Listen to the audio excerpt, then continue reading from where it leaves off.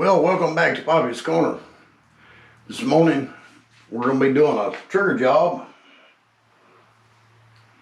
on a Ruger SP101.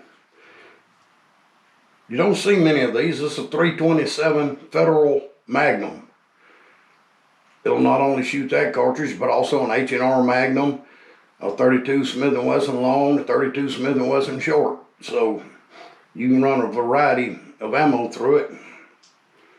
As always, we don't bring loaded guns to the workbench. So as you can see, it's clear. And what we're going to do is change a couple of springs out and shim the hammer up. This hammer has got a noticeable amount of side-to-side play in it. The trigger, on the other hand, is pretty firm. So we're not going to shim it, but we'll shim the hammer.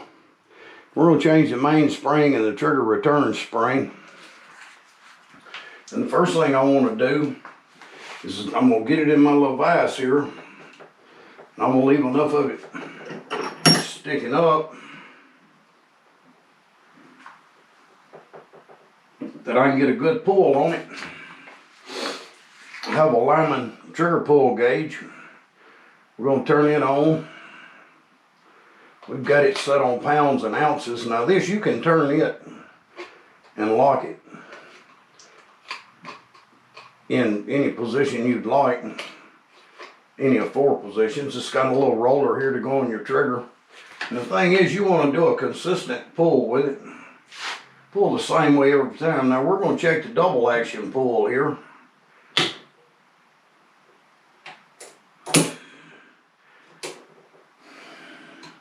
This registers up to 12 pounds.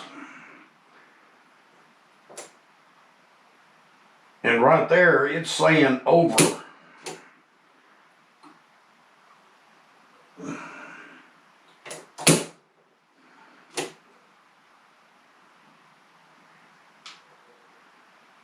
We'll try it again. And it keeps reading over on double action. So it's over 12 pounds. And we're going to see if we can't reduce that. And we'll check the single action pull on it.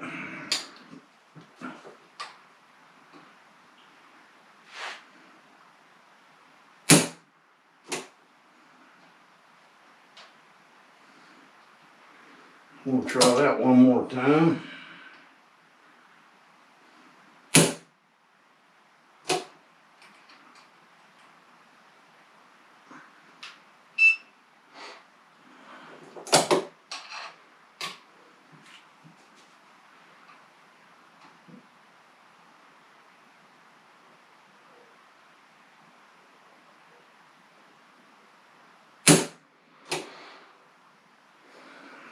And on our first reading, we get 4 pounds, 7.4 ounces.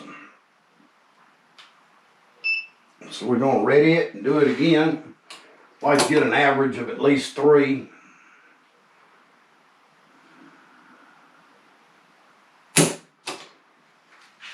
Four pounds, 4 ounces. Hit the ready button again. Got the hammer.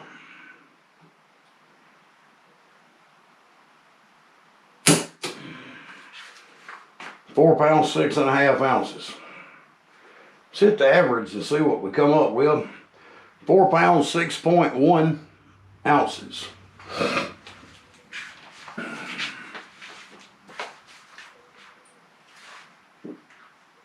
And I'm going to just get a quick shot of that with my cell phone for my before.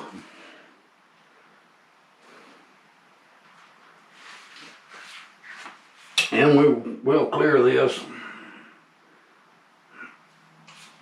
And stow it away for a few minutes, because it's going to take a few minutes to do this little job. Now, what we have is a little kit from M Carbo, which is a bunch of veterans, military, We've got a mainspring. We have two trigger return springs of different lengths, and because they made so many, they give you two, and you compare the length of this to the one that's in your revolver and use the one that's closest to the length of yours. And to take this apart, we're going to start by getting the grips off. Got a nice Wheeler gunsmithing screwdriver set. You see it's got a lot of bits to select from. It's one of the most important things to me when you're working on a weapon is to find the correct bit that fits it. These are hollow ground, so they don't try to ride up and come out. I've seen some reviews. Some people actually complained that the bits were too soft. I can assure you, I would rather bend a bit than mess up a screw. These all have part numbers if you have them in the correct location. And a lot of these bits are like $1 or $2 a piece. So I would much rather have to replace a bit than a good factory screw that's probably going to cost a lot more. But they're made soft for that reason, so you don't damage your screws. Now, once you have that out, you should be able to wiggle that rubber grip a little bit and pop this grip panel off right here. You want to take that side off first. Then we're going to wiggle it, pop that one off, and I was going to show you Ruger is pretty ingenious. They put a little tool right here. It's a little takedown pin for removing your mainspring, and then you've got a pin that goes all the way through here. You need to get that out or you're not going to be able to slide this off, because it helps hold your grip panel in place. We just set this over here because we're not going to be using it for a little while. And what you want to do is, you can see the mainspring here. It's got, some people call it fangs on the front that slips over a pin. But what you want to do is you want to cock that hammer, and when you do, you'll see a little hole here in this strut, and you're going to put this takedown pin through there and hold it kind of centered, and then let the hammer down. When you do that, you've captured the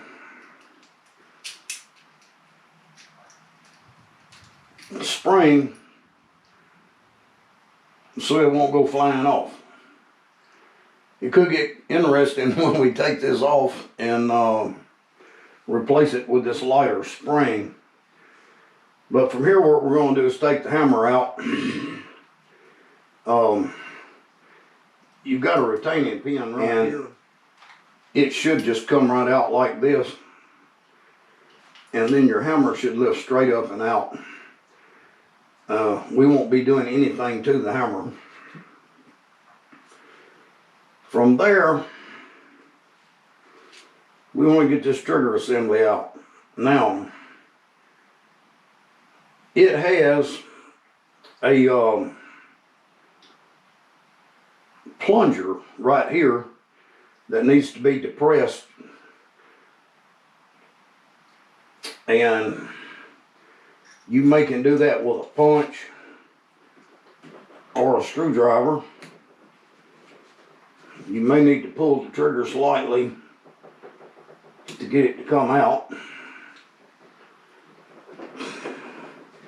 and it may be in there very good.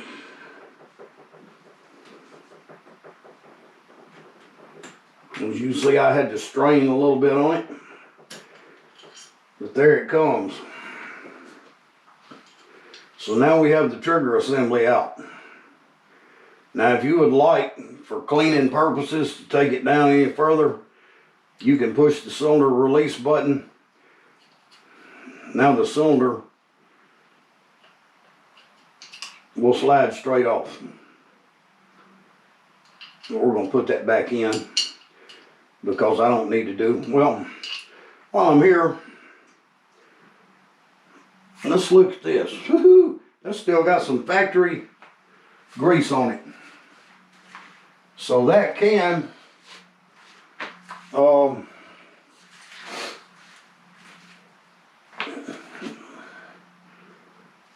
lead to that cylinder not spinning as freely and add to the trigger weight or the double action weight. So I got some one-shot cleaner from Hornady. We just give that a quick shot of that. This is some really good stuff. And we're going to wipe that off, get it nice and clean.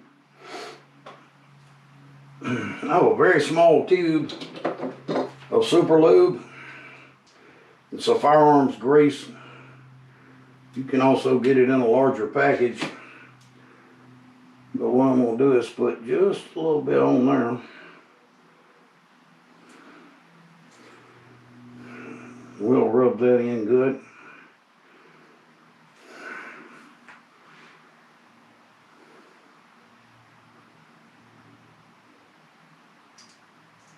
Then we'll slip our cylinder back on, and wow, that does spin freely now. So we're in good shape there. So we will put that back together. I'm going to close the cylinder. As you can see, it spins freely. There's nothing to stop it now, nothing engaged on it. So from here, our trigger return spring is captured under this plunger. And you have a very tiny pin that holds it in place. I have a punch that should be just about the right size, but we don't want to push that pin out without holding it down on this, because this will fly to someplace in this room, probably under a rug where we'll never see it again. So what we want to do is push down, and we'll push that pin out, and then we're going to let that up, let the pressure off of it. And look there, we're coming out with the factory trigger return spring and the plunger cap. And it's very important to note, this has a recess cut in it on the top, and it needs to be oriented in that direction to put your pin back in. So our new kit comes with 2 springs, which I'll open over here and keep separate. And you want to choose the one that's about the same length as your old spring, and it looks like that's the one. So to avoid any confusion, I'm going to go ahead and put that in a bag, get it out of the way. I don't want to put the same spring back in it. That'd kind of defeat my purpose of this job. So now we're going to put the new spring in. We're going to slide that up in there. And because it's a lighter spring, it should be a little easier to put this pin back in if you get the bevel lined up correctly. And you can hold that with one hand and insert the pin with the other hand. Now, we're about halfway there. Now, the next thing we want to do is get this trigger assembly back in place. There's a pawl here that needs to go behind the transfer bar, which is a safety mechanism. And if we can get it started up in there,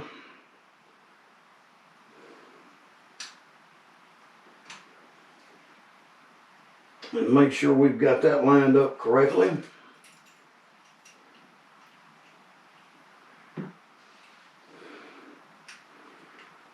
We should be able to just push that right back into place.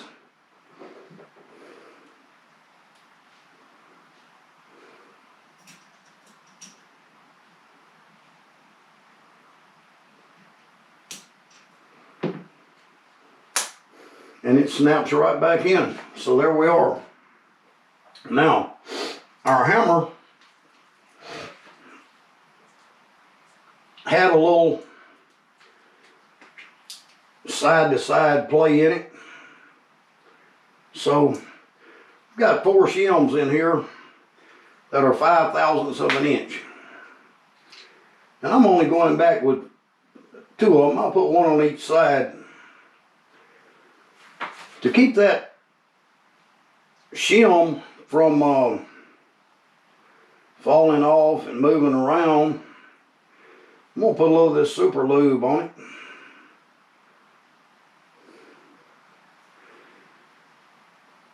And then just stick it on there. You can get it pretty close. I may have to come back and line it up once I get the hammer in place. I may have to move it a little bit. But it doesn't take a lot of this lube.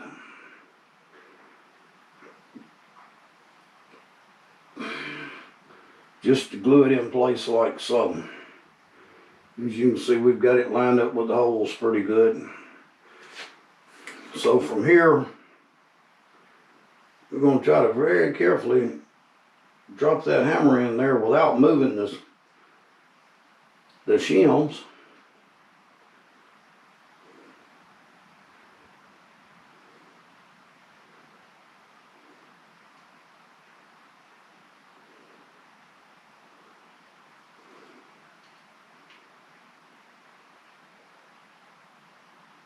And it may take a little doing to get it lined up just right.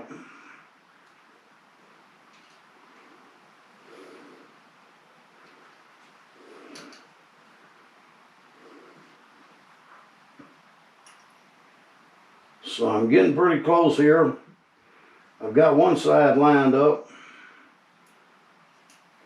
So I'm going to see if I can get my pin started. We'll come over here and check the other side. And I can see the shim is well off center.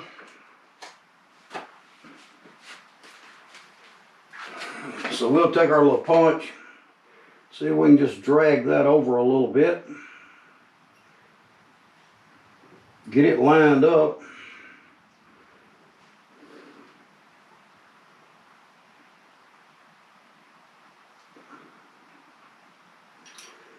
Hold a little pressure on that.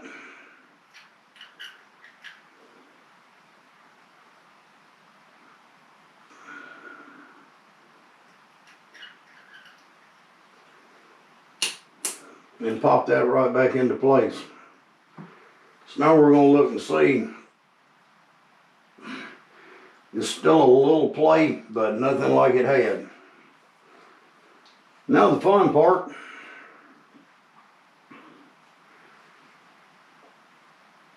We're going to replace this mainspring with one that's a lot lighter. So what I'm going to do is put it in this vise, which it has no serrations. It's a smooth faced vise. Some people choose to just stand it up on the workbench, but I find it a lot easier to do this. What we're going to do is push down on this, and we're going to pull this pin out.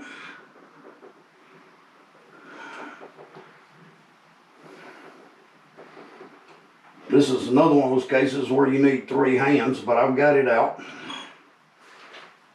And it's important to remember how you're lined up with the fangs here oriented that way, with the angle part of the strut.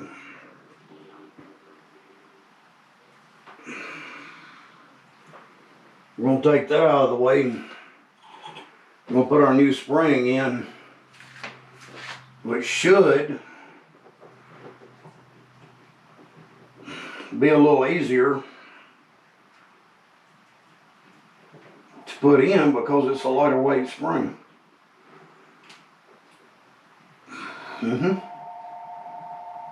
We put our takedown pin in place. It'll hold it right there. We're going to take it out of there. And I've got a little outer's gun oil. It works good. Oil that spring just a little bit. All the top of this pole. And we're going to put it back in there.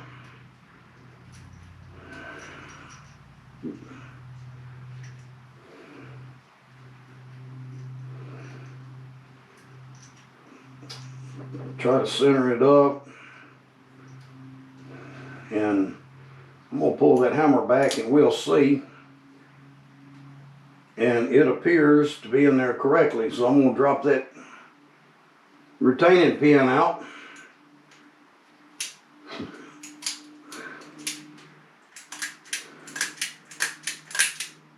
I think we're going to get a pretty good reading. So now the grip assembly goes back on. The retaining pin goes back in to hold that in place. I'm going to pop the left grip in first, the panel.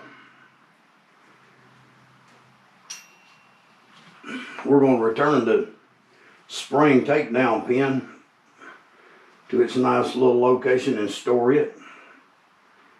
Put that grip panel back on.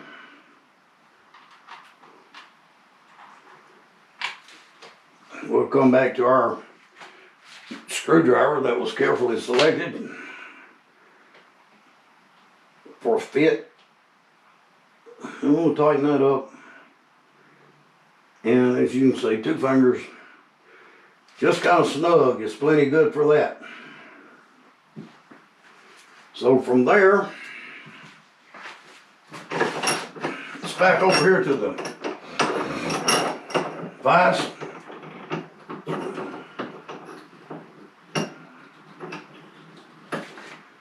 Close my knife up, I won't be needing it. And I always like to use a nice towel or a rag to protect the finish.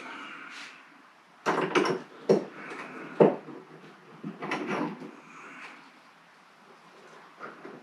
going to just snug that in there. Once again, we don't want to damage our firearm. We want to just hold it good enough that we can get a good reading.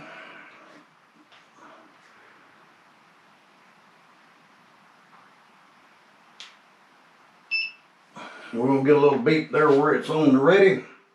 And we're going to start with our double action trigger pull. And wow, we're down to 8 pounds, 7 ounces. So let's do that again. We'll take about 3 or 4, 8 pounds, 2 ounces.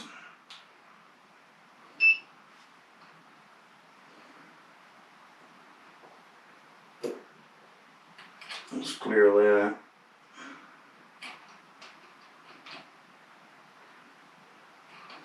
I got a little crooked on that one.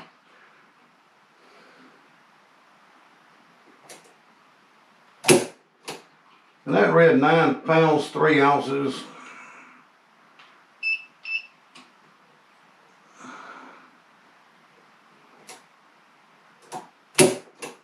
Read 9 pounds, 3 ounces.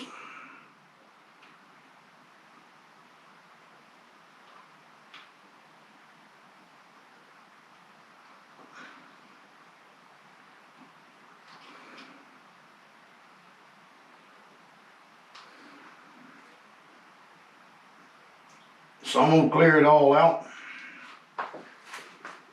We'll try that again.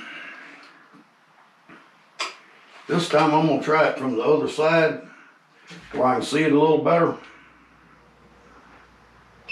And we're ready to read.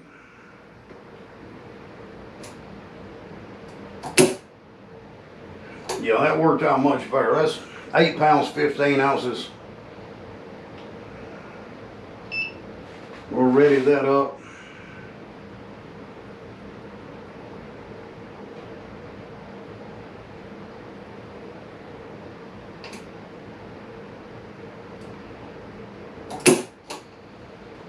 And we'll read 9 pounds, 3 ounces. So for an average there, we're gonna come in about 9 pounds, 1 ounce.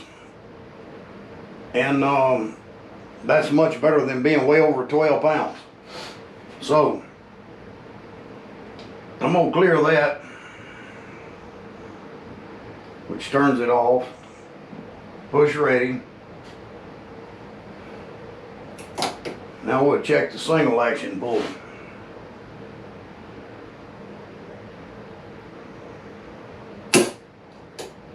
And that did not read. So let's try hitting the ready button and see if it'll read this time.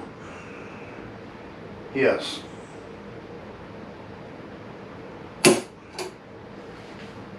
Three pounds, 12 ounces.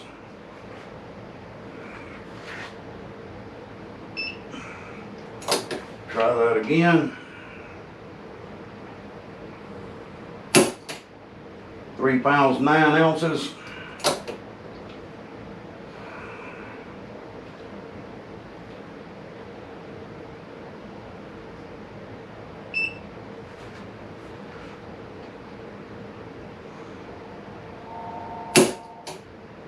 Three pounds, 10 ounces. So you're gonna have an average there of 3 pounds, 10 ounces. Single action.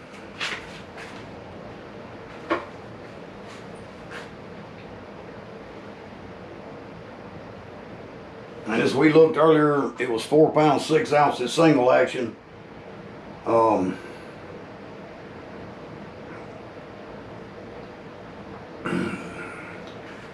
I'm gonna go back and snap my after photo to send to the owner, which is one of my favorite people in the world, and I appreciate him trusting me to work on his handgun. And I have to give a legal disclaimer. I am not a licensed gunsmith. I'm an amateur. I enjoy working with firearms. And if you're not a licensed gunsmith, if you don't feel confident or confident in doing this type of work, then leave it to a pro or somebody that is willing to take a chance on messing something up and then having to pay a pro more money than it would have cost to have it done to start with. But I feel confident that this is going to feel much better than it did. And the next step, oh yeah, that's great. The next step is going to be to go outside, load it up, and see what a 327 Federal Magnum actually feels like when you shoot it, because I've never shot one. It's a new cartridge to me. But I've heard it was a real sizzler with the Hornady critical defense ammo. I'm thinking it's going 1,600 feet per second. I may be wrong, don't quote me on that. It's just what I think, and my mind doesn't retain as much knowledge as it used to because it's getting old. So we finished our trigger job up on the Ruger SP101 327 and got quite a nice reduction in it. So now we're going to have a few shots at silhouette target just to make sure it functions like it should. Get my hearing protection on.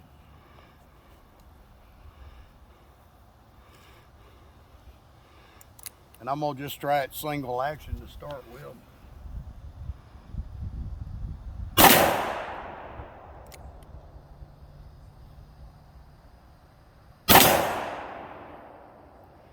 And it's rocking it a little bit. So we'll try the little 8-inch gong, see if I can hit it.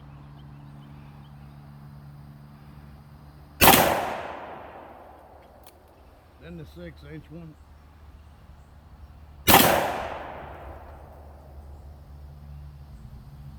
I'll try a couple double action just to make sure it runs good. Hot, ready. I hope y'all enjoyed what we did here today.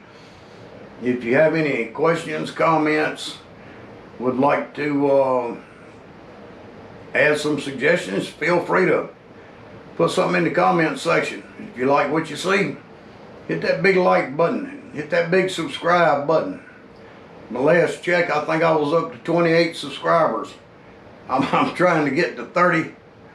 I'm an Amazon associate, which means if you click on one of the links I put in below, I may get a few pennies if you buy a product. It will not increase the price that you have to pay for anything. Even if you get something at a discount with a coupon, I still get my little minuscule cut. And I'm not doing this for the money. I'm doing it to help people, try to be informative, entertaining. I'll have another one coming up in a week maybe. My son brought me this cap and ball gun that apparently the hammer's out of time a little bit. It's not igniting the primer, and as I look down it, it's fairly rusty. So I'm gonna give it a good cleaning, take it all apart, lubricate it, and see if this flash pan needs to be rotated up a little bit so we're getting a straight strike on it. That one will be down the road. Y'all stay tuned, more to come. Thanks for watching Poppy's Corner.